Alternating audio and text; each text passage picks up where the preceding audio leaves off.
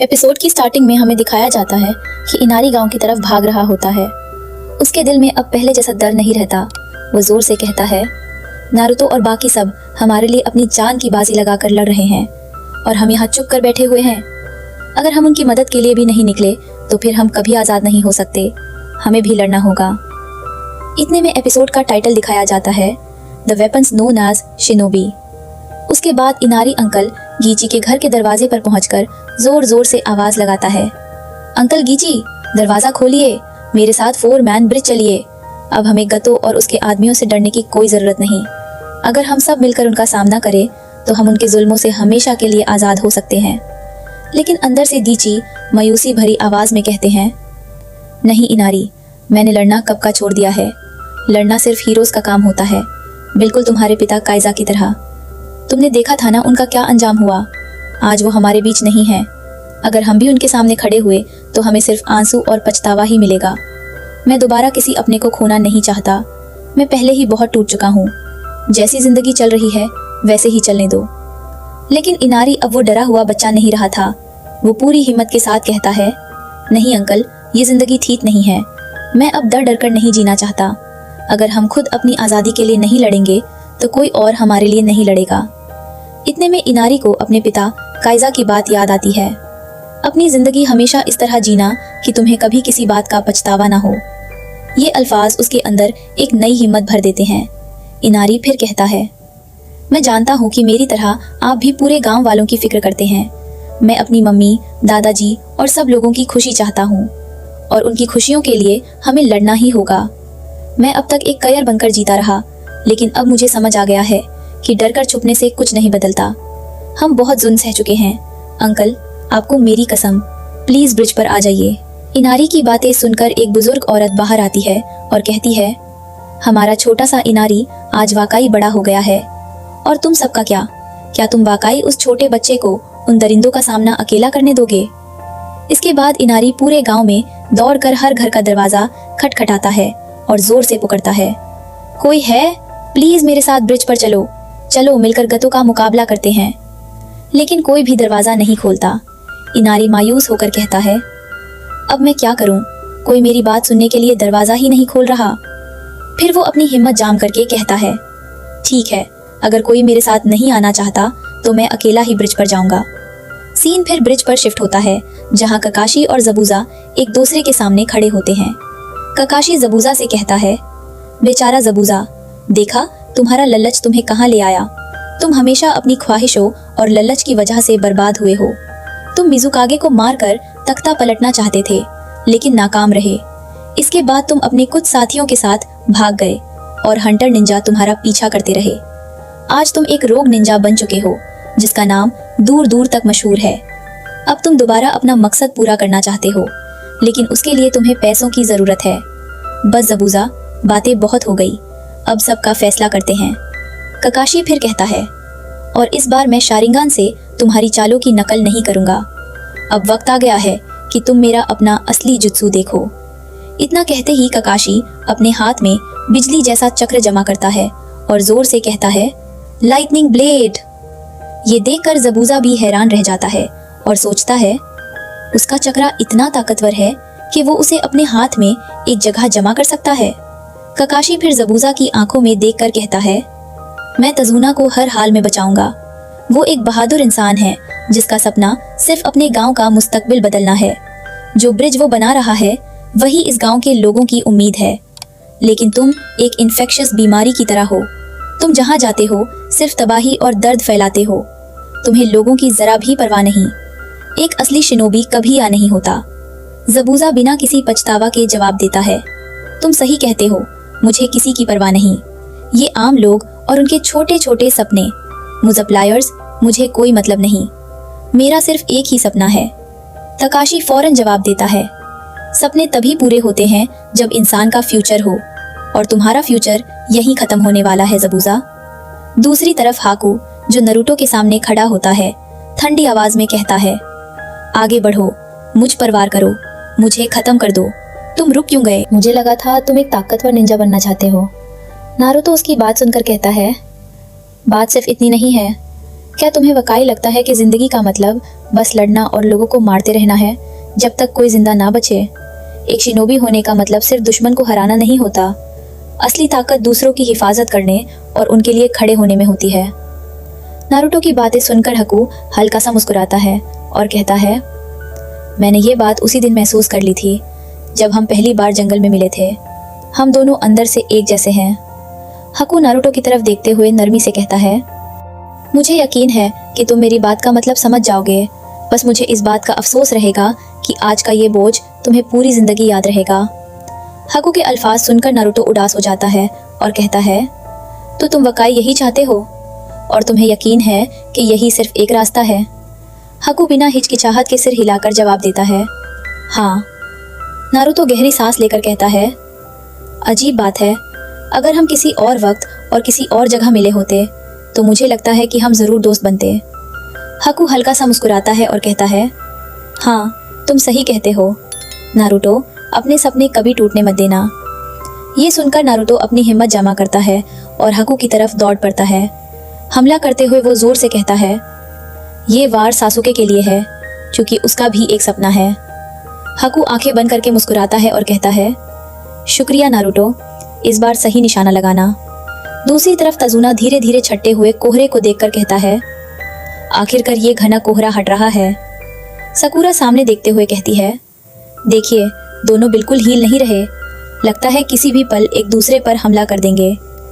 तजुना परेशान होकर कहता है, मुझे तो अभी भी ठीक से कुछ नजर नहीं आ रहा, इनमें काकाशी सा कौन है?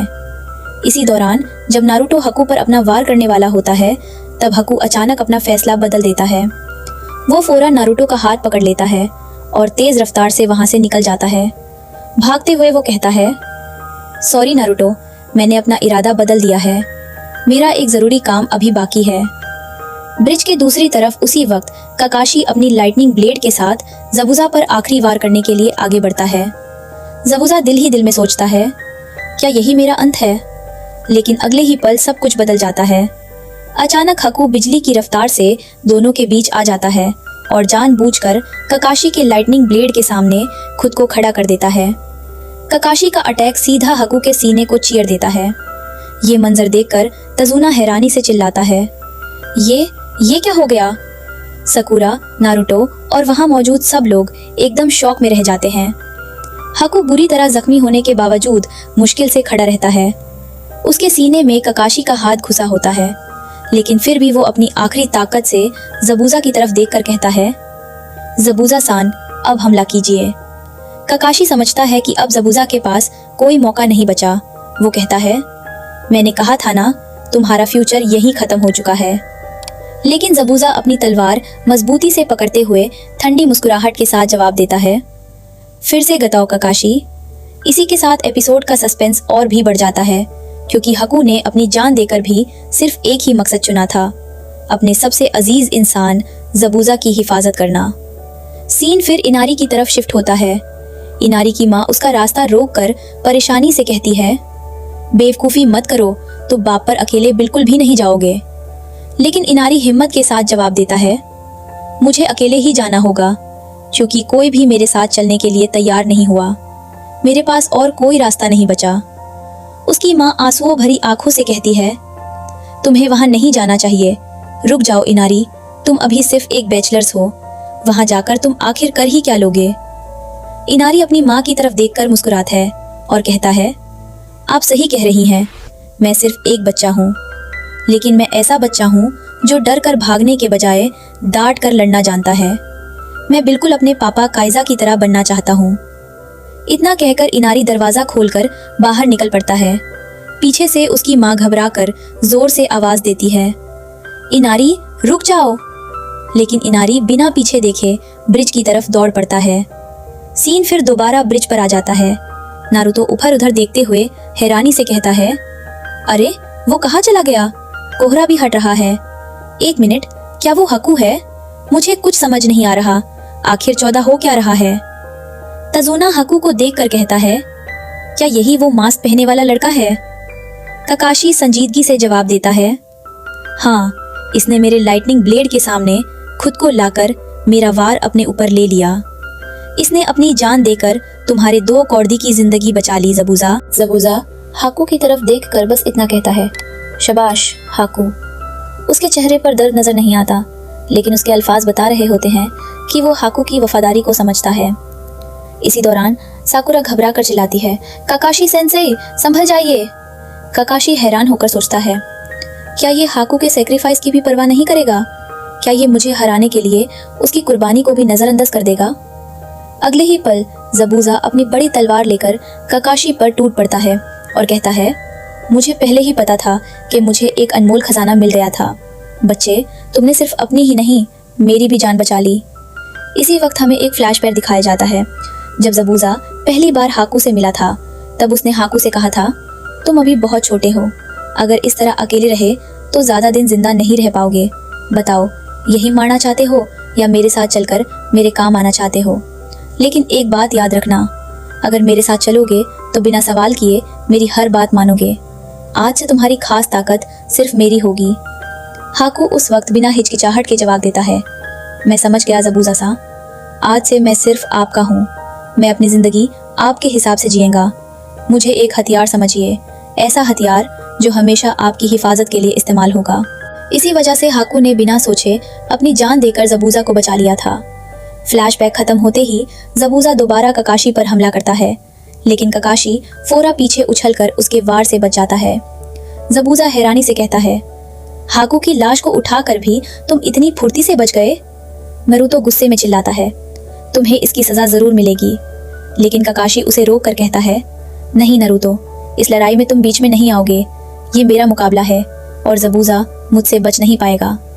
इतना कहकर काकाशी इज्जत के साथ हाकू की आंखें बंद कर देता है और उसे आराम से जमीन पर लिटा देता है। इसी बीच साकुरा घबराकर नरूतो को आवाज देती है, नरूतो इधर आओ जल्दी। नरूतो फोरा उसके पास पहुंचता है और पूछता है, साकुरा तुम ठीक हो? और सासुके कहाँ है? साकुरा कुछ नहीं कह पाती। उसकी खामोशी देखकर ही नरूतो के चेहरे का रंग उड़ जाता है। लेकिन उसी वक्त ज़बूज़ा मौका देखकर कहता है, काकाशी, अगर मैं तुम्हारी जगह होता तो कभी अपना ध्यान नहीं भटकने देता। वो हमला करने की कोशिश करता है, लेकिन काकाशी फोरा उसके वार को रोककर एक जबरदस्त किक से उसे पीछे ढकेल देता है। दूसरी तरफ तजुना साकुरा से कहता है, मैं तुम्हें सासुके के पास ले चलता हूँ। साकुरा धीरे धीरे सासुके के पास पहुंचती है। नरूतो भी उदासी के साथ उसके पीछे चलता है। जब साकुरा सासुके के जिस्म को हाथ लगाती है तो उसका बदन बिल्कुल ठंडा होता है। वो घबरा कर कहती है, ये इसका जिस्म तो बिल्कुल ठंडा पड़ चुका है, कहीं ये उसकी कोई नई ट्रिक तो नहीं? तजुना नरमी से कहता है, साकुरा, जो तुम महसूस कर रही हो उसे छुपाने की कोशिश मत करो, अपने दिल की बात कह दो। साकुरा की आंखों से आंसू बहने लगते हैं। वो धीमी आवाज में कहती है, मैं एकेडमी की सबसे अच्छी स्टूडेंट थी, हर टेस्ट में सबसे आगे रहती थी। मुझे लगता था कि एक परफेक्ट शिनोबी बनने के लिए सिर्फ किताबों का ही काफ़ी होता है। मुझे याद है हमें शिनोबी के 100 से भी ज़्यादा प्रिंसिपल्स याद करवाए गए थे और मैंने हर एक प्रिंसिपल याद कर लिया था। मुझे खुशी होती थी जब टीचर्स मुझसे उनके जवाब पूछते थे, क्योंकि मुझे लगता था कि मैं सबसे होशियार हूँ। मुझे आज भी याद है, एक बार उन्होंने हमें 25वां प्रिंसिपल बताने को कहा था और मैंने फौरन सही जवाब दिया था। एक शिनोबी कभी अपनी फीलिंग्स जाहिर नहीं करता, लेकिन आज मैं इस प्रिंसिपल पर अमल ही नहीं कर पा रही। साकुरा को एकेडमी का वो प्रिंसिपल याद आता है जिसमें सिखाया गया था, चाहे हालात कैसे भी हों, एक शिनोबी कभी अपनी फीलिंग्स जाहिर नहीं करता। जज्बात इंसान को कमज़ोर बना देते हैं, वो उसकी सोच को ढूंढला कर देते हैं और उसके इरादों को हिला देते हैं। लेकिन उस पल साकुरा से ये प्रिंसिपल बिल्कुल भी फॉलो नहीं होता। सासुके को उस हालत में देखकर वो जोर जोर से रोने लगती है। तजुना ये सब देखकर उदास हो जाता है और कहता है, सासुके, जैसे इतने छोटे बच्चे के कांधों पर इतना बड़ा बोझ डाल दिया गया। अगर इसी को शिनोबी का तरीका कहते हैं तो फिर ऐसा तरीका तुम लोगों को ही मुबारक हो। तजुना की बात ये दिखाती है कि एक आम इंसान की नज़र में शिनोबी की जिंदगी सिर्फ दर्द, कुर्बानी और मौत से भरी होती है। सीन फिर दोबारा काकाशी और ज़बूज़ा की लड़ाई की तरफ चला जाता है। दोनों एक दूसरे पर लगातार हमले करते हैं और पूरी ताकत से लड़ते हैं। ज़बूज़ा हर वार के साथ महसूस करता है कि काकाशी उस पर भारी पड़ रहा है। वो हैरानी से सोचता है, आखिर ये मुझसे इतना ज़्यादा ताकतवर कैसे साबित हो रहा है। काकाशी फिर मौका देखकर ज़बूज़ा पर लगातार ज़बरदस्त हमले करता है। ज़बूज़ा पीछे हटने पर मजबूर हो जाता है और अगले ही पल काकाशी अपना कुनाई उसकी गर्दन पर रख देता है। अब ज़बूज़ा बिल्कुल बेबस नजर आता है। तकाशी ठंडी आवाज में कहता है, गेम ओवर। लेकिन उसी वक्त अचानक ब्रिज पर गटो अपने बहुत सारे गुंडों के साथ पहुंच जाता है। गटो के आने से पूरी सिचुएशन एकदम बदल जाती है। इसके बाद ककाशी और ज़बूज़ा एक बार फिर एक दूसरे पर हमला करते हैं। तकाशी ज़बूज़ा के हाथ पर वार करता है, जबकि ज़बूज़ा अपनी बड़ी तलवार से पलटकर हमला करता है। तकाशी फुर्ती से बच जाता है और ज़बूज़ा की तलवार उसके हाथ से छूटकर दूर जा गिरती है। ककाशी ज़बूज़ा की तरफ देखकर कहता है, तुम्हारे दोनों हाथ बुरी तरह जख्मी हो चुके हैं, अब तुम क्या करोगे? अब तो तुम हैंड साइंस भी नहीं बना सकते। इस बात का मतलब ये था कि ज़बूज़ा अब अपने ज़्यादातर निंजुत्सु भी इस्तेमाल नहीं कर सकता था। ये सब देखकर गटो मजाक उड़ाते हुए कहता है, लगता है ककाशी ने तुम्हारी हालत बहुत बुरी कर दी है ज़बूज़ा। तुम तो अब कल की बासी खबर बन चुके हो। सच कहूँ तो तुमने मुझे बहुत निराश किया। गटो के साथ उसके दर्जनों हथियारबंद आदमी भी मौजूद होते हैं, जो पूरे ब्रिज को घेर लेते हैं। अब सिर्फ ककाशी और ज़बूज़ा का मुकाबला ही नहीं, बल्कि सबके सामने एक नया और भी खतरनाक दुश्मन खड़ा होता है। इसी जबरदस्त सस्पेंस के साथ एपिसोड यहीं खत्म हो जाता है। अगर आपको ये वीडियो पसंद आई हो तो इसे लाइक और शेयर जरूर करें। और अगर आप एनिमे की इसी तरह डिटेल स्टोरी एक्सप्लेनेशंस देखना चाहते हैं तो चैनल को सब्सक्राइब करना बिल्कुल मत भूलिए। मिलते हैं नेक्स्ट वीडियो में।